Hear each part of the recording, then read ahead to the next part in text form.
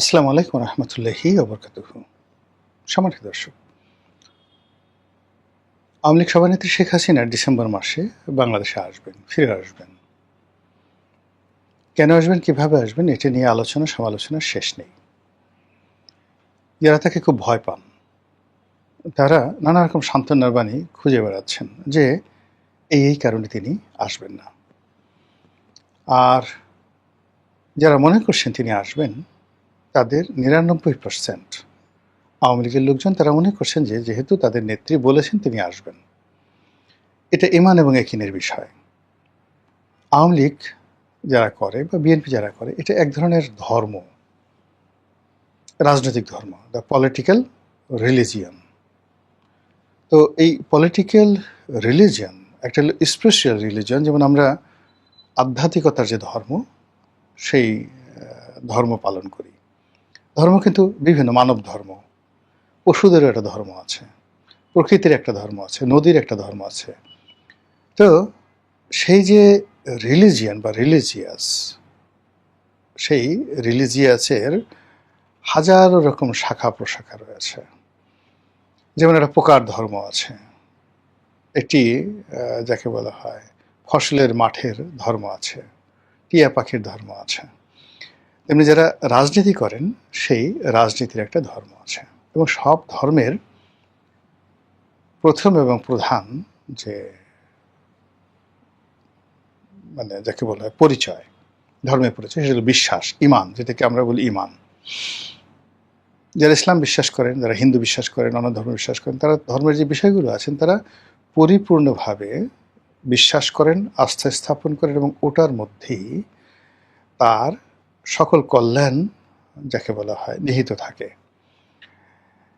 এবং সেই কল্যাণ প্রাপ্তির জন্য সে হাজারো রকম যাকে বলা হয় জুলুম, অত্যাচার, নির্যাতন সে ভোগ করে, কিন্তু ধর্ম ত্যাগ করে না, ইমান ত্যাগ করে না। এখন যেটাকে আমরা স্পিরিচুয়াল ধর্ম বলি, সেখানে যে প্রাপ্তিটা, সেই প্রাপ্তিটার 1%, 0.01%টাও প্র্যাকটিক্যাল নয়।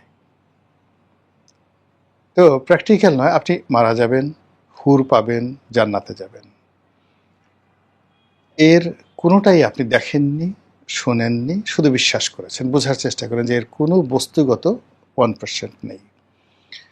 আপনি নবীকে বিশ্বাস করেন, আল্লাহকে বিশ্বাস করেন, ফেরেশতাকে বিশ্বাস করেন, মৃত্যুর পরে আপনার বিচার হবে, হাস্য নস্যে বিশ্বাস করেন।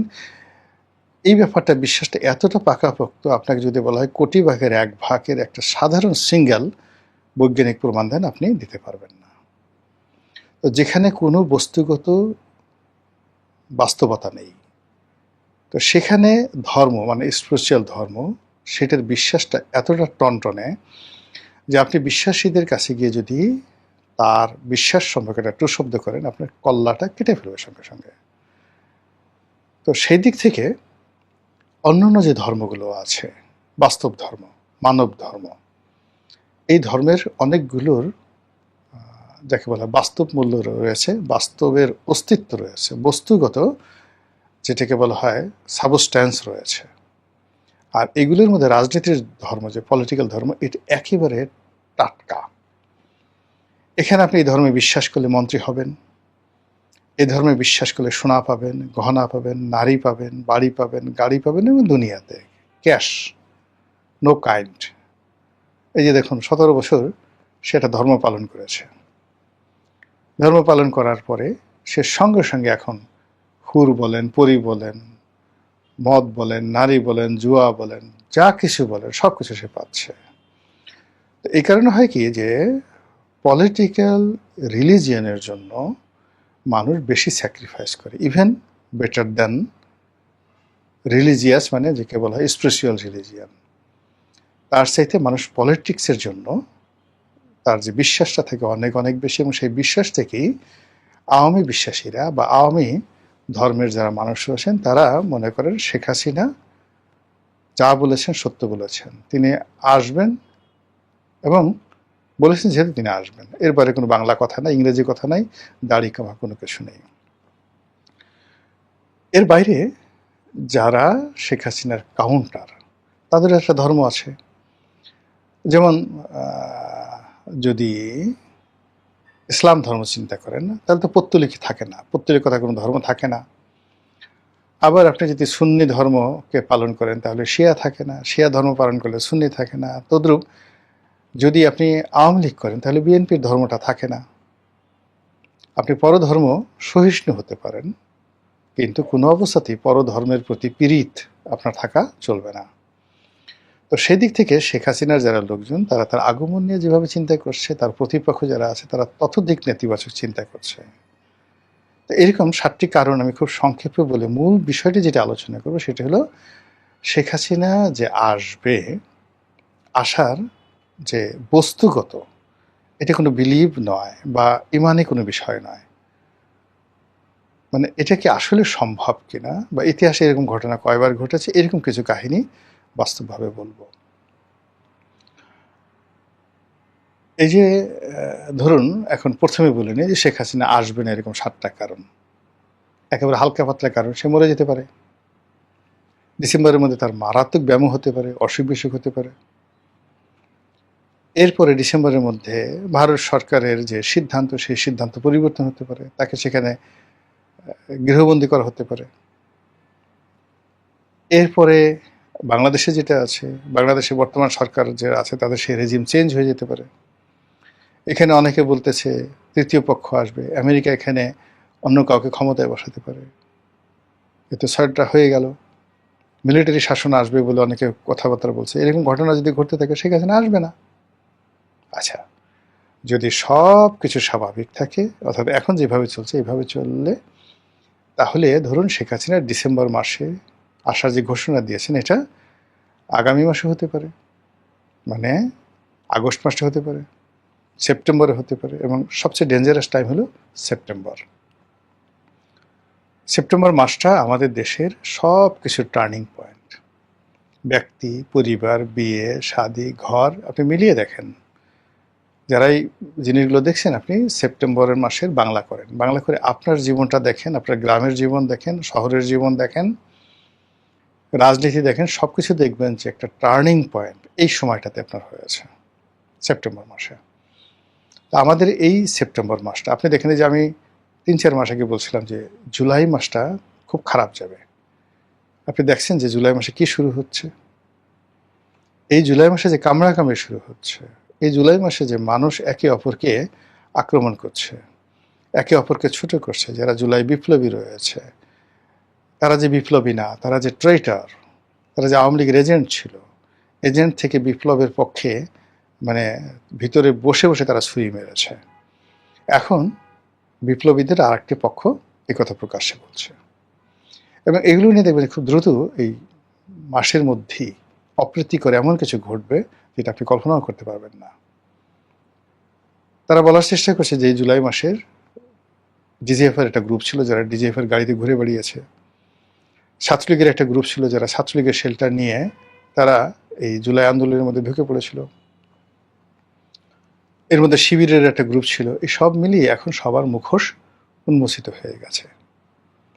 কে যে ইমানদার, কে যে বেঈমান, কে যে মুনাফেক, এই বিষয়গুলো আসলে এখন হাতাহাতি করা ছাড়া, একে অপরের মানে পাঞ্জাবি টেনে ছিঁড়ে ফেলে এক উদম করে দেওয়া ছাড়া কোনো অবস্থাতেই কারো ক্রোধ দমন হচ্ছে না। জুলাই মাস যাওয়ার পর দেখবেন আগস্ট মাস।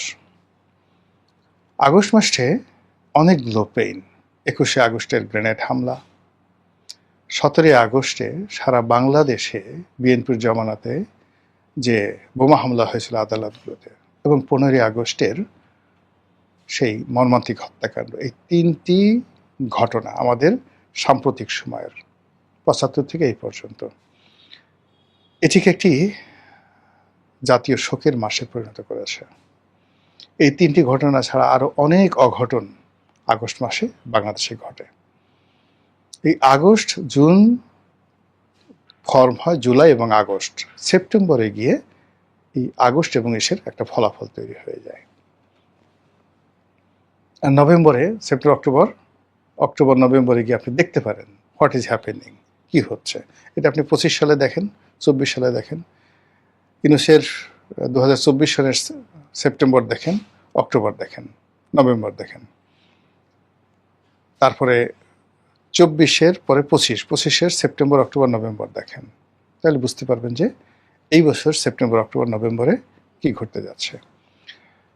তাহলে এই যে শেখ হাসিনা যদি বাংলাদেশে আসে, আপনি এর সমূহ সম্ভাবনা ডিসেম্বরে না, সেই ডিসেম্বরকে টার্গেট দিয়ে আপনার যে চিন্তা চেতনা ডিসেম্বর পর্যন্ত রেখে দিয়েছে। কিন্তু যদি শেখ হাসিনা আসে, তার প্রথম টার্গেট হবে সেপ্টেম্বরের মধ্যে ঢোকার, সে যেভাবে হোক না কেন। দ্বিতীয় টার্গেট হবে নভেম্বরের মধ্যে ঢোকা, সে কোনো অবস্থায় ডিসেম্বরে আসবে না। অর্থাৎ সেপ্টেম্বর, অক্টোবর, নভেম্বরেও যাবে না, সেপ্টেম্বর, অক্টোবর, সে যদি ঢুকতে হয় এই সময়ের মধ্যে ঢুকবে। ডিসেম্বরে কিছুই হবে না। এখন এটা কি করে সম্ভব, যেখানে সে আউটস্টেট হয়েছে, তারপরে শেষে তার কোনো লোকজন প্রকাশ্যে নেই। আপনাদেরকে শুধুমাত্র একটা ঘটনা বলি, ইরানের একটা ঘটনা বলি। ইরানে রেজা শাহ পাহলভি, আপনি জানেন যে রেজা শাহ পাহলভি খুব নামকরা একজন রাজনীতিবিদ ছিলেন, রাজা ছিলেন, এবং আমেরিকানরা তাকে ক্ষমতায় বসিয়েছিল। সে আমেরিকাকে ব্যবহার করে পুরো ইরানকে পৃথিবীর যাকে বলা হয় অন্যতম একটি শীর্ষ ধনী রাষ্ট্রে পরিণত করে ফেলেছিলেন। কিন্তু তার কর্মকাণ্ড অনইসলামিক, ইসলাম বিরুদ্ধ। তার ব্যক্তিগত বিলাসিতা, স্বজনপ্রিয়তা এবং কিছু দুর্নীতি এবং অনিয়ম, এগুলো কারণে তার বিরুদ্ধে ক্ষোভ ছিল সারা দেশে। বিশেষ করে ইসলামপন্থী যারা লোকজন রয়েছেন তারা, এবং যারা জাতীয়তাবাদী, মানে তারা চাচ্ছে যে ইরানের তেল সম্পদ ইরানেরই থাকুক। তো এর মধ্যে আয়াতুল্লাহ খামেনি তখনও দৃশ্যপটে আসেননি, কিন্তু অন্যান্য খামেনি যারা ছিলেন, মানে অন্যান্য যারা আয়াতুল্লাহ